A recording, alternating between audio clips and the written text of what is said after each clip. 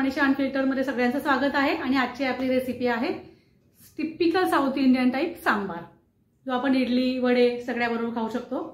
मी लहान असताना आमच्या शेजारी एक तेलुगू काकू राहायच्या, त्यांनी आमच्या आईला हा सांबार शिकवला होता आणि आमच्या आईकडनं तो आमच्याकडे आला। त्यामुळे माझ्यासाठी ही पारंपरिक रेसिपीज आहे आणि खूप सोपं आहे, म्हणून मी ते अजूनही करते। फार कठीण रेसिपी करण्याकडे आपला कलच नसतो, सोपं आणि झटक्यात काम झालं पाहिजे असं आपलं असतं। त्यामुळे चला आपण रेसिपीला सुरुवात करूया। तर आपण एक छोटी वाटी डाळ घेतली आहे। आता आपण भाज्या घेऊयात। 2 कांदे, अर्धी वाटी भोपळा,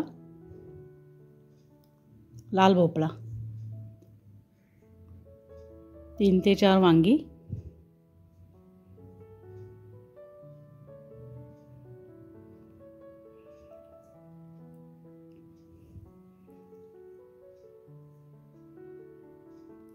आणि शेवग्याच्या शेंगा मी 2 घेतल्यात। फक्त त्या जरा वेगळ्या उकडणार आहे साईडला किंवा त्यातच वर। आणि टोमॅटो अशी अर्धी करून, कारण की मला चेक करायचे चुकून काही खराब वगैरे नाहीत ना, म्हणून हे सगळं स्वच्छ धुवून ठेवले। आता आपल्याला कुकर लावायचा आहे। खाली डाळ आणि वर भाज्या। याला मी झाकण नाही लावणार आहे। ही रेसिपी फार सोपी आहे। आपण सगळं एकाच कुकरमध्ये करणार आहोत। आपण त्याला 1 डिश मिल किंवा 1 पॉट मिल म्हटलं तरी चालणार आहे। यामध्ये आपण खाली कुकरमध्ये तुरीची डाळ लावणार आहोत आणि वरच्या भांड्यामध्ये आपण सगळ्या भाज्या उकडायला ठेवणार आहोत। आणि एकदमच सगळ्या शिट्ट्या काढल्या की ते व्यवस्थित शिजतं। फक्त काय होतं की मग भाज्या जास्त गाळ होऊ नयेत, म्हणून आपण तुरीची डाळ तासभर चांगली छान भिजत घातली, म्हणजे 2 शिट्ट्यामध्ये सगळं व्यवस्थित शिजतं। भाज्या देखील शिजतात आणि डाळ देखील शिजते। तर असा कुकर, भिजवलेली डाळ खाली,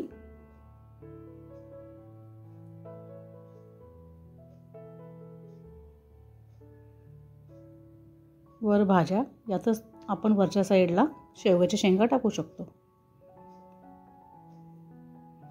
कुकरला 2-3 शिट्ट्या करून घेऊयात। तर कुकर छान थंड झालेला आहे। आपण उघडूयात आता आणि सगळं एकजीव करूयात। फक्त टोमॅटोची साल तुम्हाला नको असेल तर थोडीशी चिमट्याने किंवा पकडीने ती काढून टाकून द्या, म्हणजे तोंडात जास्त येत नाहीत। सगळं एकत्र घुसळायचं आहे आणि मस्त फोडणी द्यायची आहे। सोप्पा सांबार आहे एकदम।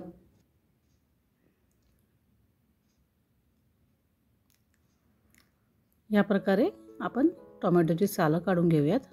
तुम्हाला आवडत असतील तर ठेवली तरी चालेल, पण बरेच वेळेस ती तोंडात येतात आणि मिळून यायला प्रॉब्लेम येतो मग सांबार, म्हणून मी काढून टाकते।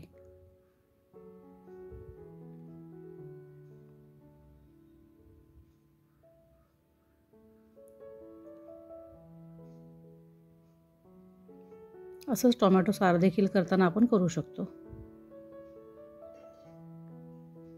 सगळं व्यवस्थित घोटून घेऊयात।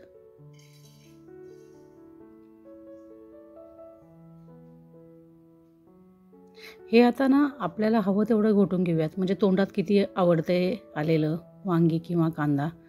मी थोडंसं मीडियम घोटून घेते, म्हणजे तोंडात भाज्या देखील येतात, अगदीच एकजीव होत नाही। आता फोडणी: मोहरी, जिरी, हिंग, कढीपत्ता।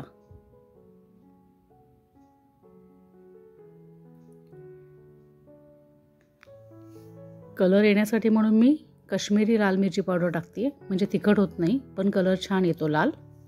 आणि आपला सांबार मसाला।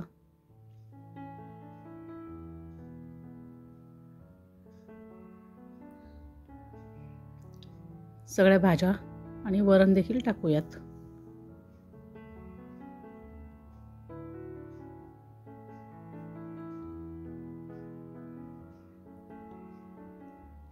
आपल्याला हवं तसं आता पाणी टाकून पातळ करून घेऊयात। हे असं थोडं तोंडात येण्याजोगं भाज्या ठेवलेल्या आहेत।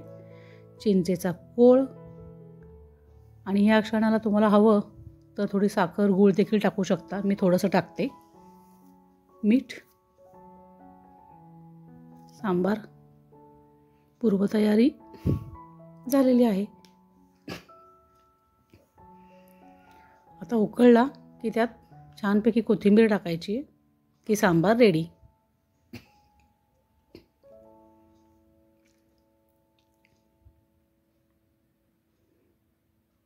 मस्त लाल कलर आलाय काश्मीरी मिरची पावडरमुळे। साईड बाय साईड आपण इडल्या करून घेऊयात। इडलीच्या भांड्याला तेल लावते।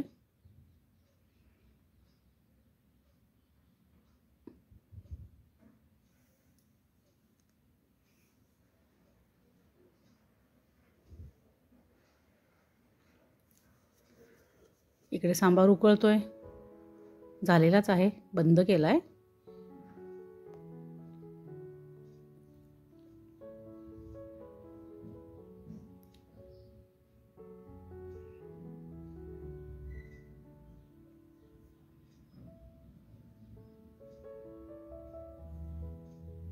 थोडंसं दाखवते इडलीचं, याचा पूर्ण एपिसोड मी नंतर करेन, प्रमाण वगैरे।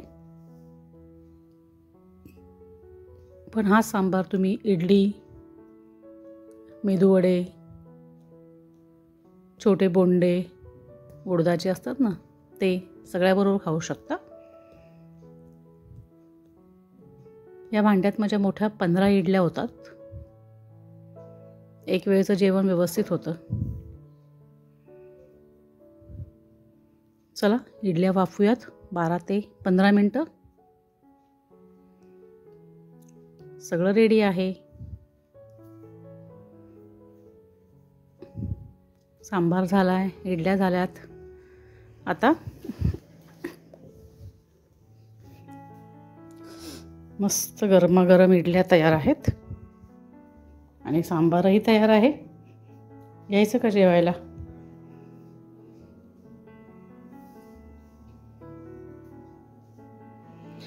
चला प्लेटिंग करूयात। हे सोल फूड आहे बरं का। आमच्या घरात नवऱ्याला डोसे, परीला उत्तप्पा आवडतो, पण मला मात्र असा गरम गरम लुसलुशीत इडल्या आणि सांबार हे माझ्या कम्फर्ट फूडची कल्पना आहे। मग कधीतरी दुपारी मी असं करून खाते एकटी असताना। स्वर्गसुख आणि होल फूड म्हणायला हरकत नाही। प्रोटीन, कार्बोहायड्रेट, भाज्या सगळं यात येतं आणि साईडला खोबऱ्याची चटणी असेल तर बहारच येते।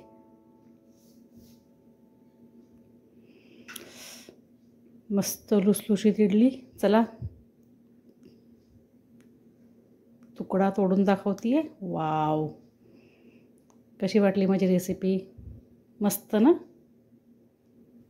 तर कशी वाटली माझ्या सांबारची रेसिपी? आवडली असेल तर नक्की कॉमेंट करा, लाईक करा, सबस्क्राईब करा आणि शेअर देखील करा, म्हणजे मला नवीन काही काही घेऊन येण्यासाठी मोटिवेशन मिळतं। तर चला भेटूया पुढच्या भागात। तोपर्यंत काळजी घ्या। थँक्यू।